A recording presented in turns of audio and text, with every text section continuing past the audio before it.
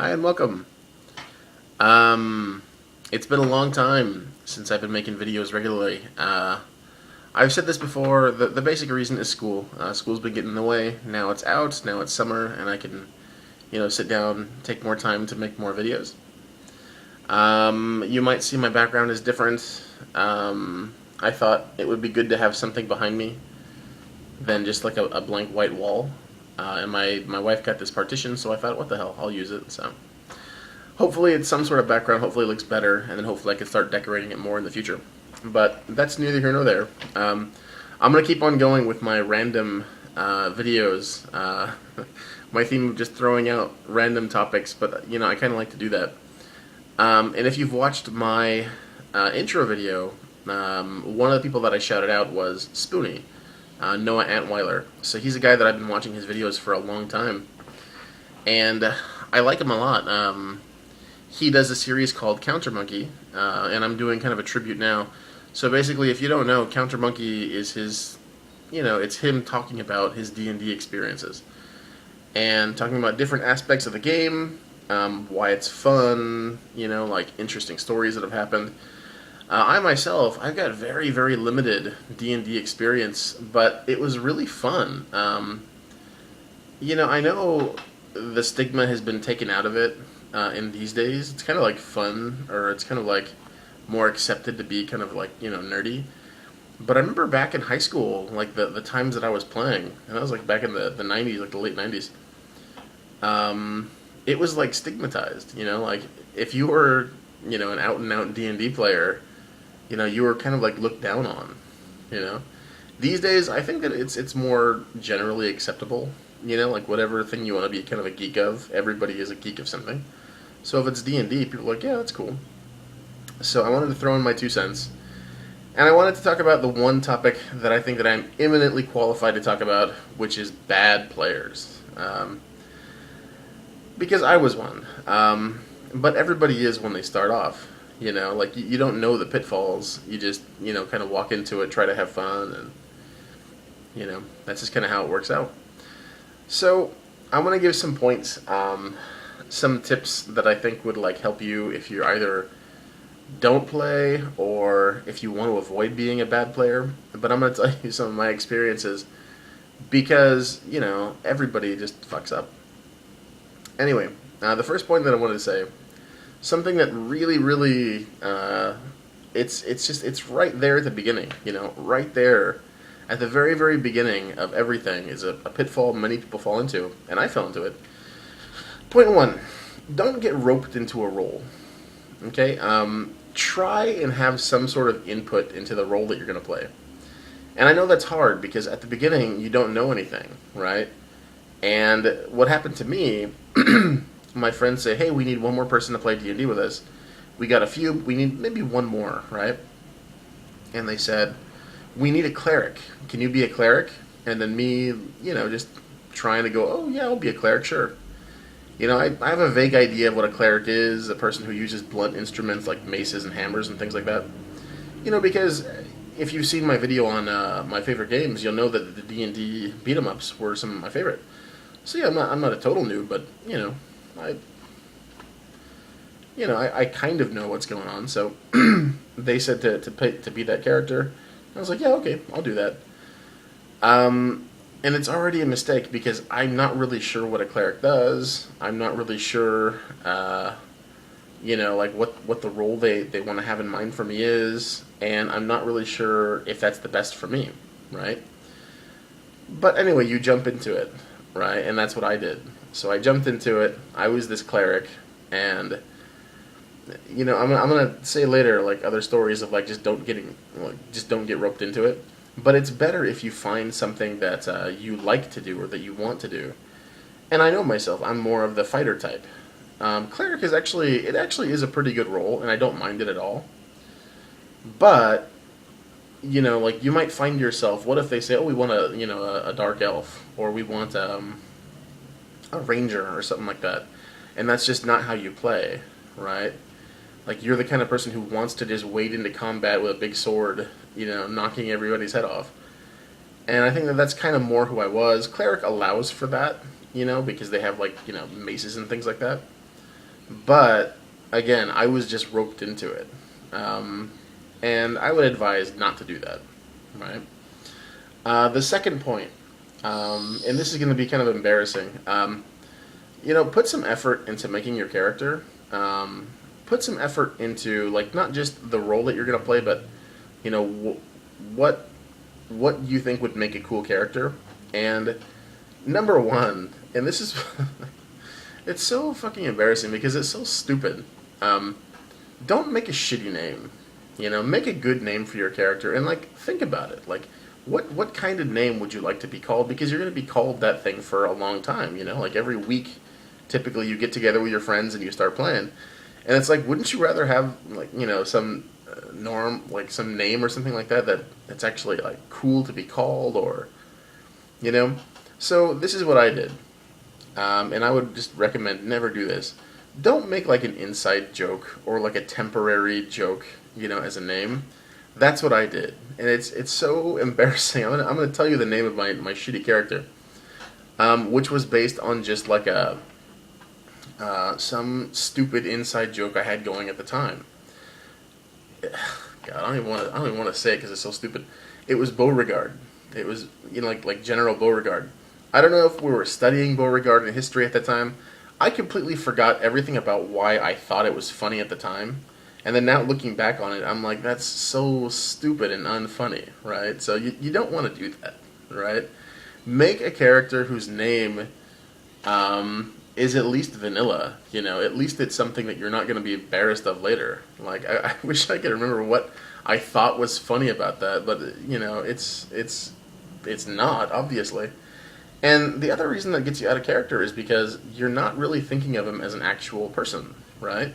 And that's the fun of D&D, is like putting on a skin, and like having fun with it, and like taking that character places that you can't really go in real life. You can go under the mountain and like battle a dragon with your friends. You can you know you can go to the forgotten city of the elves and discover like the treasures they have waiting, or like the deep wisdom they've had, like something like that.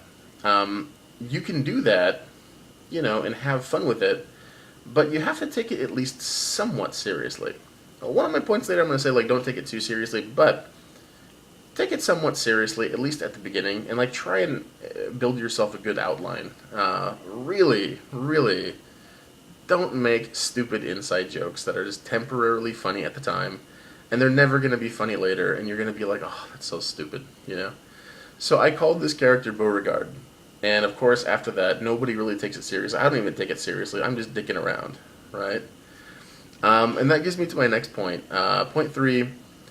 Don't annoy the DM unnecessarily. The DM, the dungeon master, the person who's running the game, that's typically a friend of yours, and they're kind of like the default authority figure. They're kind of like the parent. So everybody just thinks they're a huge comedian for tweaking the DM's nose, when really it's just one of your friends, and they're just trying to have fun and like make a game for you. But we always do that, right?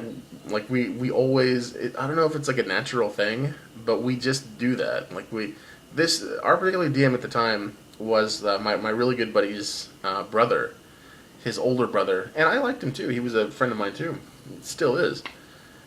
But he's the DM, therefore he's the dad. Therefore everybody wants to like tweak his nose. Don't do that. Because like you're making it hard for that person for no reason. You're kind of putting up this wall between you and them.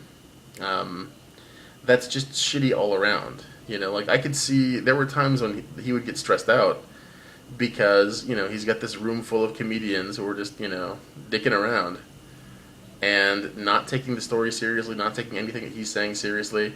Every time that he would say like, "Oh, you come to this place, and you meet this character," we always had like some wisecrack. Like, we always had some stupid wisecrack, and like looking back on it now, I really regret it because He put effort into it. He put effort into thinking about places that we could go to and things that we could do, and it was just one of those unconscious things. You don't think about it. You don't care about it. You're like, oh, you're the dad. You'll clean up our mess. But don't do that because you're kind of sabotaging the story already. Again, like most of my advice here is just different ways that you as a player can get invested in the world. Like if you're not really getting invested, then it's really not as deep as it could be. And it's much more fun when you really do. That kind of like wisecracking and shit. Of course it's fun. That's why we always do it. But just don't let it get out of hand. Because you're making the DM go through like unnecessary stress. So I would say don't do that. Point number 4, and this really struck home to me. Play your class like your class, right? So that gets back to the first point, right? Don't get roped into a role that you don't want to do. Do something that you want to do, or like find some fair compromise of, something that you want to do. Give me a break. This video is part Spoony and part AVGN. Don't play a role that you don't want to, and then when you get into the role, play your role like your role. And Spoony has been over this many times. If you're a thief, play like a thief, right? Get behind the person and backstab because you do more damage than the fighter. I was this priest who should have been about like godliness and just specifically, he was a priest. As I recall, they were telling me my character instead of me, inputting. They were telling me that my character worships dragons. His religion is based on this affinity with dragons, and looking back on it, it's like there's no reason for me to be in the party that I was. Like really, when you look at it, I was this priest for this religion based on dragons, who was traveling with like 2 dwarves, an elven ranger, and a human knight. And there's just no reason for me to do that. Like, really, none of them, liked my religion. But that was the kind of pretense. It's like, well, we want you to go around and proselytize. Somehow we want you to, take those misfits and, bring them around to your spiritualness about dragons. And I would try to do that sometimes, but I didn't really put much effort into it, right? And so I didn't really get much out of it. But at the same time, again, like, my guy was a priest, and he was kind of the, priest cleric, and he was kind of the person they relied on for healing, of course, number 1. There was a spell that creates food, and I don't even know if this was, like, correct or not, but I would do this thing where one of my specialties that I kept using, I forgot the name of the spell. I'll look it up and see if I can put it underneath me. But there's a spell that lets you like manipulate like rocks and the things around you. So I would typically use that to build a shelter around us if we were like had to sleep in a dungeon. So that was kind of what I was. I was the person who made the shelter. I was the person who made the food. I was extremely useful in that regard. But I didn't play my class like my class, and I didn't care so much, like I didn't, I just wasn't really into the role, right? I just basically wanted to be a fighter. So at the end of the campaign, I had the highest strength. I had these 2 gauntlets that enhanced my strength, like, so much. And it's not to say that like a cleric can't be like physically strong. It's just that they're not typically the ones who do the most damage, right? But I was, because I wasn't really playing it thinking about, oh, I'll do this like this, I'll do this the way that a cleric would do it. I just wanted to be, I wanted, knock people's heads off, And so that's kind of how I played, and it really got to be silly. I remember one time there was this tournament that the DM had set up, and my guy, like, he wasn't allowed to use his physical strength. It was like a tournament of like like people only using magic, and so I was like, you know what, I have enough magic to where I can like compete, but if I could use my strength, I would just like punch this guy, bare-fisted, and I would beat the hell out of him. But I couldn't do that. And I remember there was this tournament that I was in where I did this thing. I don't even know if it's like correct use. Remember I said that you can use a spell that manipulates like stone and manipulates like things. So I had this idea. I'm gonna do this. Like I'm gonna hurt the guy by like, and it's kind of diabolical when I think about it. But like, uh, take the brick that we were on, right, and manipulate it to first cover his foot so he couldn't move, and then when he was covered, I was gonna draw. I was going to like manipulate the brick to make it into a spike that's slowly creeping up his leg, and it would go into him and kill him. And that's pretty diabolical. But at the same time, like, I wasn't playing to my class. I wasn't thinking too carefully, and I don't think the DM was either, because he he didn't roleplay that as if it was like a thing that was happening, right? He just looked at it as like points on a page, like hit points on a page, right? If a person was in the situation to where that happened, stone covered his feet, right, and suddenly there's a spike, going up through the bones of his leg, he would be screaming in fucking pain, right? He would be like in this abject, torturous pain. But he didn't really play it like that, like the DM just kind of, roll my dice. Oh, he got out of it, for whatever, shaking his foot. But he still had half of a spike up his femur, right? And I think that by that point in the tournament, I was down to like maybe a few hit points, and this guy ran up to me, and he did one of those things where like you have to actually make physical contact. You have to touch the person, and it's what is it, like burning hands or like hurting hands or something like that. And then he touched me and he killed me with like the last bit of my health. He just barely got it. And I was like, how the hell did he run up to me? How the hell did he like reach me in that state? He must have had like, the endurance of a fucking, ox on steroids. But, we were just kids. The DM was a kid too. We were all like in our teens.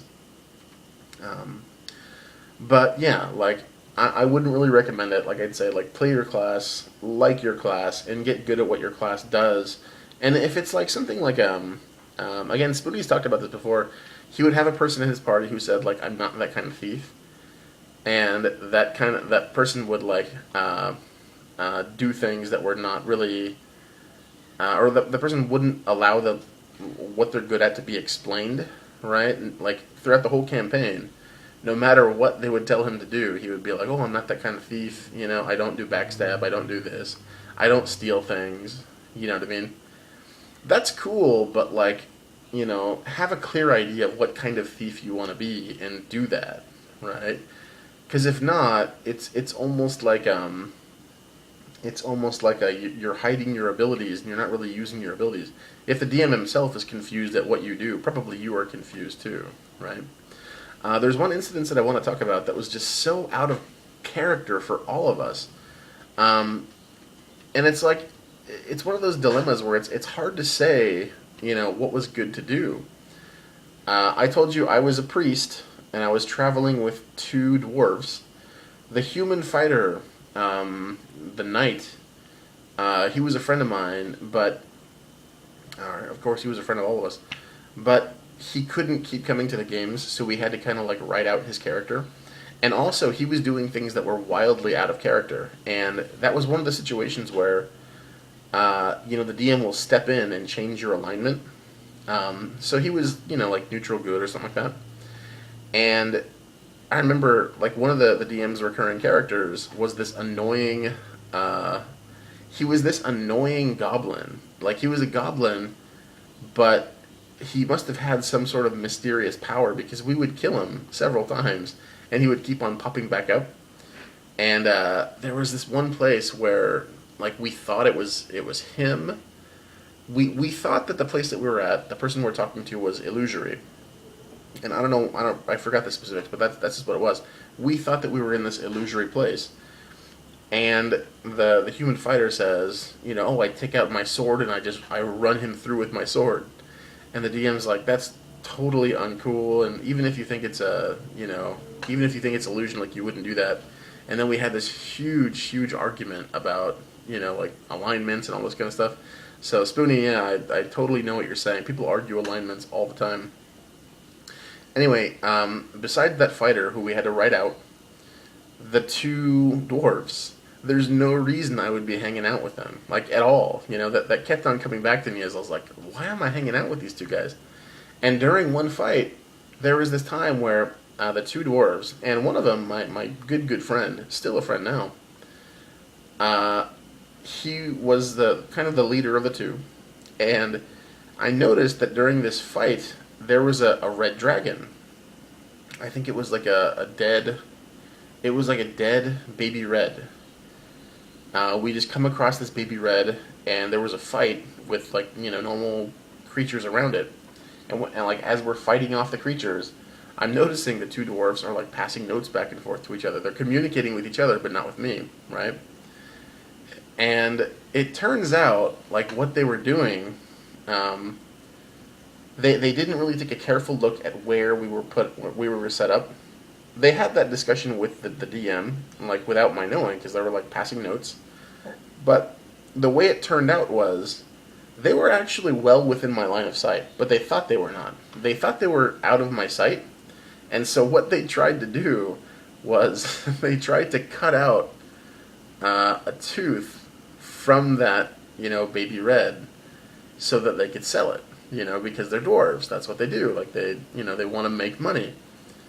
And they got caught. The DM said to me, "You see them cutting out the tooth of this dragon," And they told me, like, my whole character's, motivation was that he was, like, proselytizing, and he wanted, to spread the fear, and the wisdom of the dragons, to everybody else. And these were guys in my party, If anybody should treat dragons with respect, it should have been them, So it's one of those, like cognitive dissonant moments where I'm like, you know what? Really, this character that I'm playing would be disgusted by you guys for doing that, for desecrating the body of a dragon, because he holds them in the highest esteem. And two, he would be doubly pissed off at you. Ooh. Screensaver. Okay, sorry. Two, he would be doubly pissed off at you because you're just doing it for money. Like, you just did it so you can get money, selling a dragon's tooth.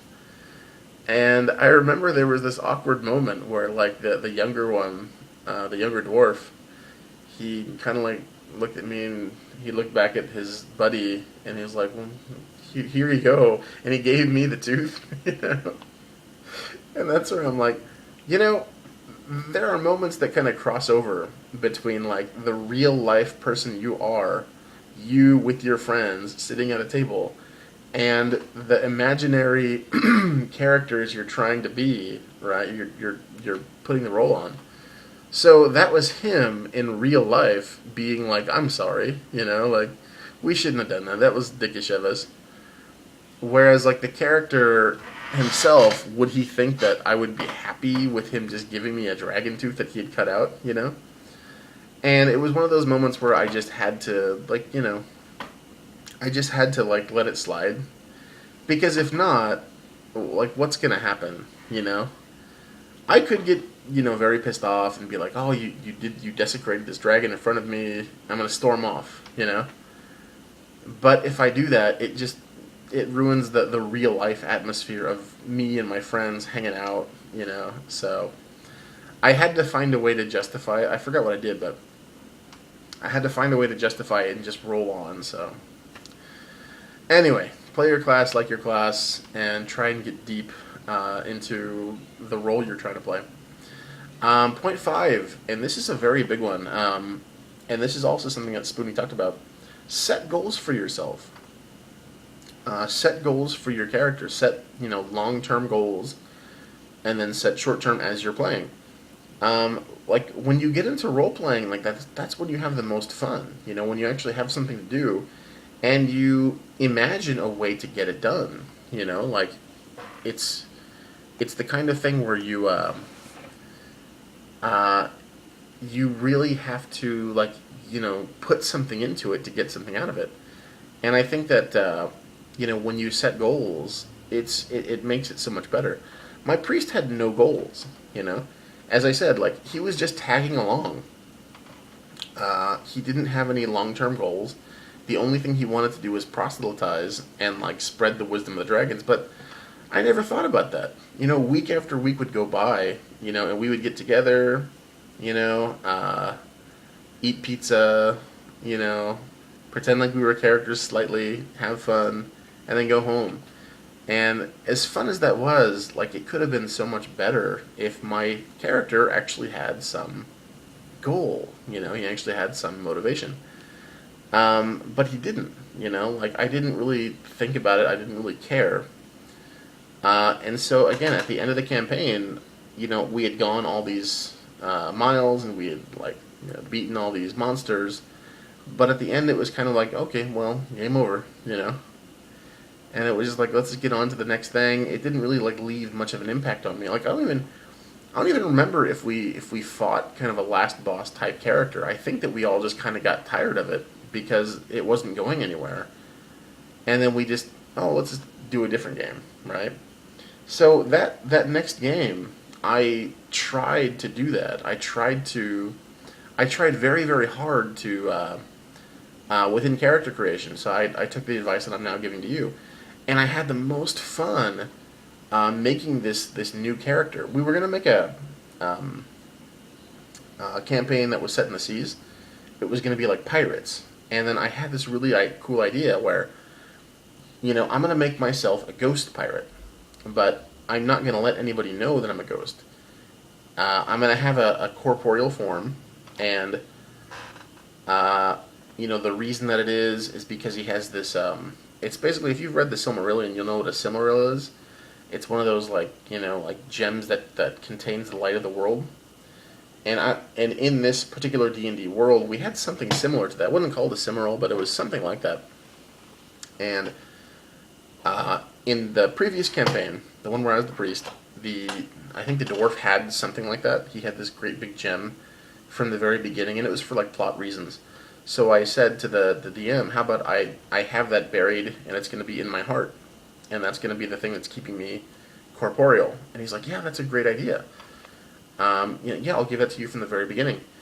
And within character creation, I created. I was even like drawing, and I suck at drawing, but I had fun doing it, and that was the point. Is I had fun like making this character look the way I wanted to. He had like long term goals.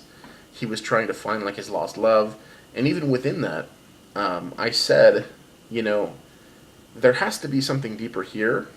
And I told the DM, I'm going to leave that to you. And he liked that. And like, of course he liked that. Why wouldn't he like that?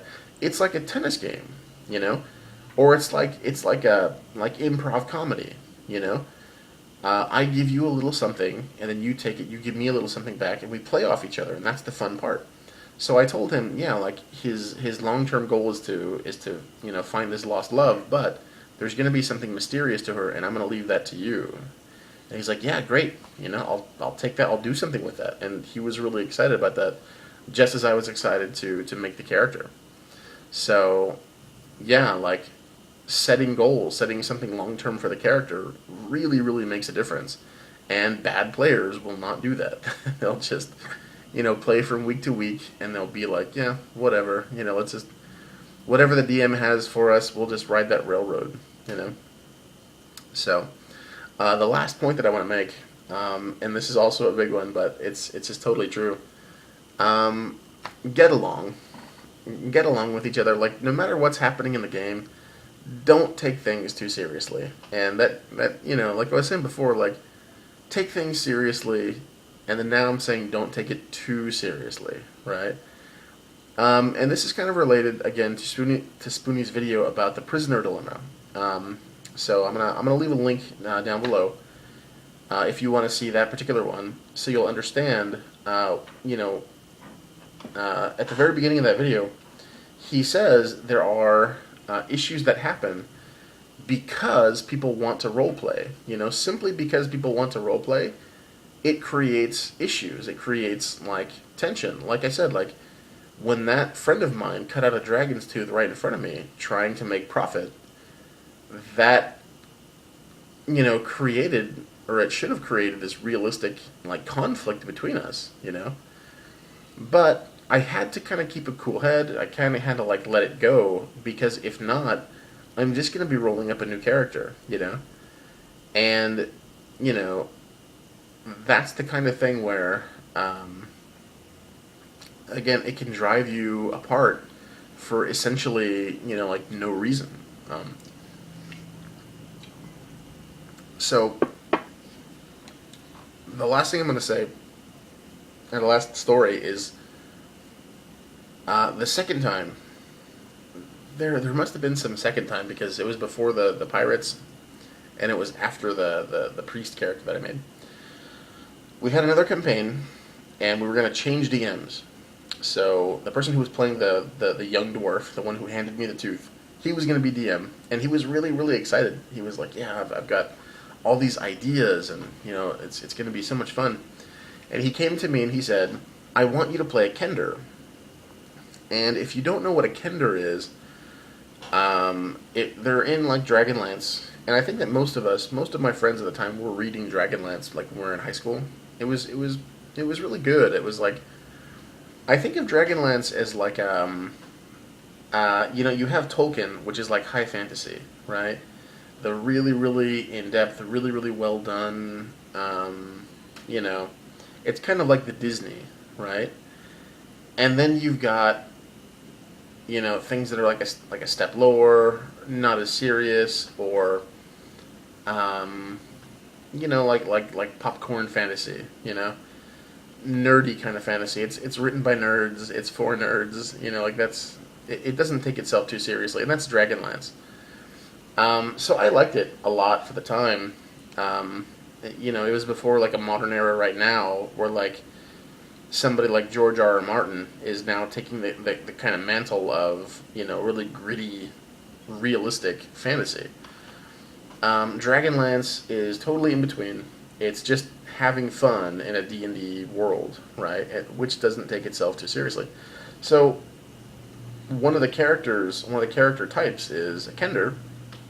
And again, if you don't know what it is, Kender is like a halfling. So they look kind of like something in between like an elf. I think they have like pointy ears, and a hobbit.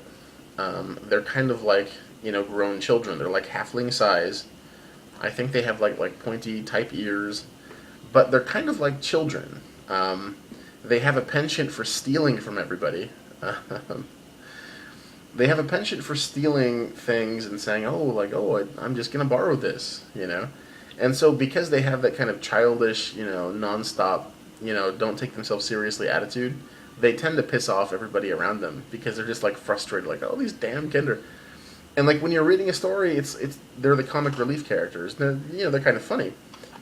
But like when you're playing them in real life, like I learned to my shame that it really does piss people off. So again, I got roped into it. They said, "Do you want to play a Kender?" Or he didn't say that. He said, "I want you to play a Kender in this upcoming campaign." And again, I was just little Mister. Yeah, let's do what the group wants. I should have learned my lesson from the first campaign, but I didn't. They said they wanted a Kender. So I was a Kender. So, again, like I noticed how boring sessions could be if you were not in a character. So I was a little bit more determined. Okay, I'm gonna, try my best. I'm gonna be in character, and that became a problem because I was in character. So, like, I would act like a Kender would act, and I would be this kind of, quick talking and, like silly, like Kender who's always stealing things and, who's always, just doing what Kender do, right? And then eventually it got to the point where that friend of mine, the person who was the DM, there was this moment, like I was saying, that crossover between you, your friends sitting at a table, and like the fictional reality you're trying to create. That kind of crossed over. So I don't even remember who he was playing. He was just playing like some miscellaneous NPC, like maybe a prison guard or something like that. And I was just doing my little Kender thing, like, oh hey, what's this? Oh, it's a map. And the guard's like, give me back my map, and stop taking things from me, and oh, what's this? It's a dagger. He's like looking down, his dagger's missing. And so that friend, the person who wanted me to play this Kender, said, and I'm kind of paraphrasing, he said, the guy looks at you and says, you fucking Kender, will you just stop fucking stealing things? God damn it. And it's like, okay, that's not the guy saying that, that's you saying that to me.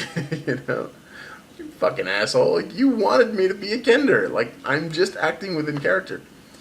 But again, that's what I'm saying is, like, don't take it too seriously. And that applies to everybody. That applies to, like, the DM. Don't take it too seriously. People are goofing off. That's why they want to be there. And then you yourself, don't take it too seriously. Like, don't get mad. Like, if they get mad at you, it really should all be about fun. And I think that for myself, like, maybe I was taking, like, being a character or being in character to, like, too much, Like, maybe I myself could have just cooled down on it and said, yeah, okay, like, it is getting annoying when you have this Kender who's just, like, stealing from everybody at random and, pissing everybody off. So, anyway, those,